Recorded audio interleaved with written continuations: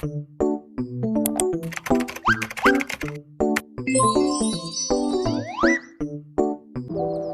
everyone, my name is Daniela Ban from BSIT, a first-year college student.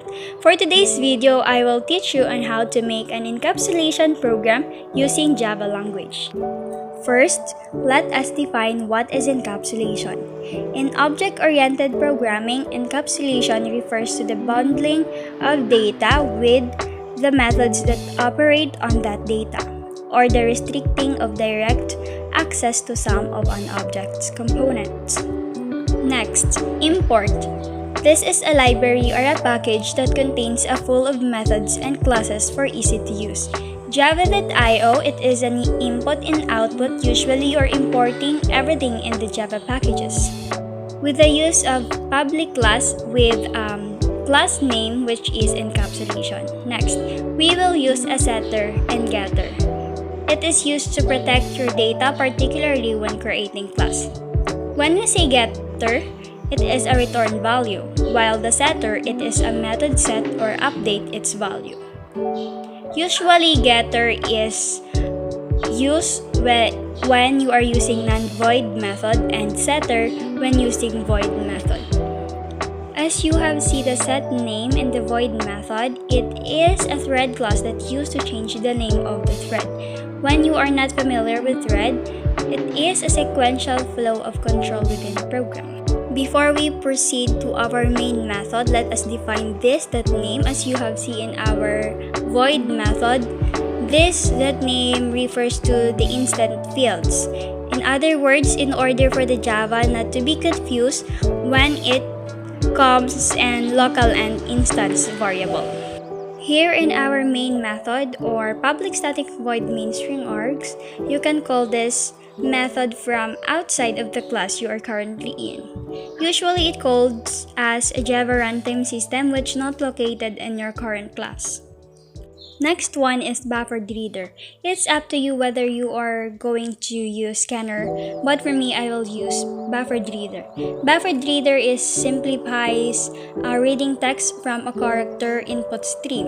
It is faster as having 8 KB than scanner. In order for this to be useful, of course we need to use a throws IO exception. Throws IO exception is used to declare an exception. It gives an information to the programmer that there may occur an exception. Now we are going to make another parameter, which is encapsulation object1 is equal to new encapsulation open and close parentheses followed by semicolon.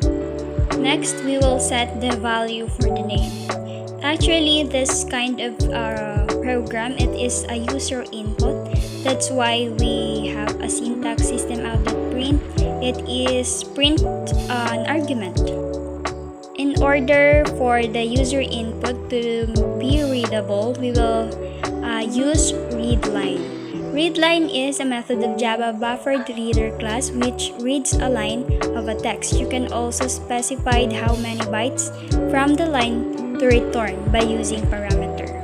As you have seen, we make a variable name NEYM and we put it in our parameter, the set name, open parentheses and close parentheses, and inside with that is our variable NEYM. After that, we will make our overall output. As you have seen, there is an error. Yeah. So why it does have an error? So let us define this. In order to achieve an encapsulation, it needs to have a private variable which helps to protect the states of your objects. So in our buffered reader, we missed the letter M in input stream reader part. So let us see what is the output. So as you have seen, there is no gap between is and the name. And if you wanted to have a space, you need to put a quoted followed by plus. So let us add an integer as well having an user input.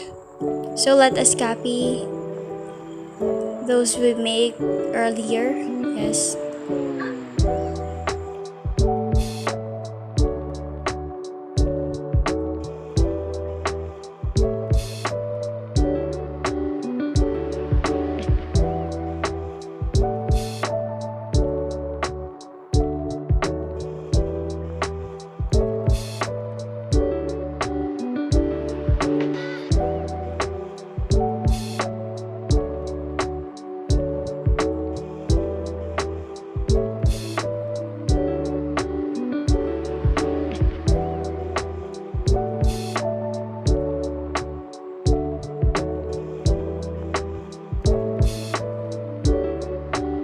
As you have seen, there is an error in the system. That because in our setter and getter part, we don't change it into int. We should change it into int because we use the age, or what we call the integer.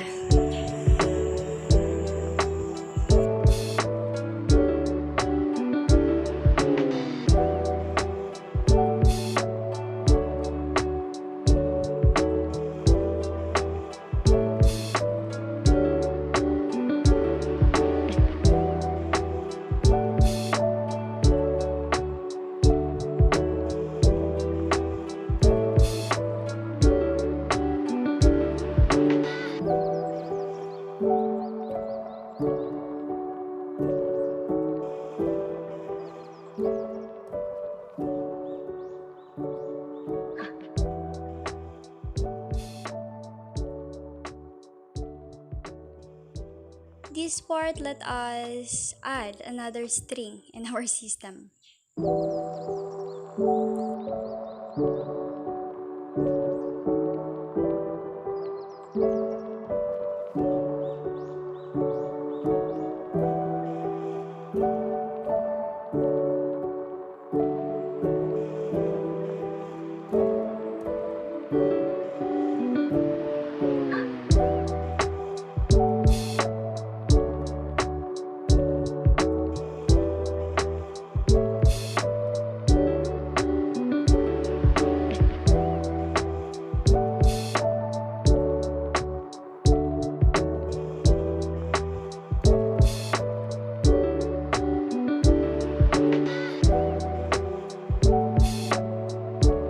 So let us see the output. Enter your name, Leonor. Enter your age, 20. Enter your goal to be a programmer. As you have seen, you should be careful with typing because there is tendency that it will be enter your name, Daniela. Your age, 19. Enter your goal to be a web developer.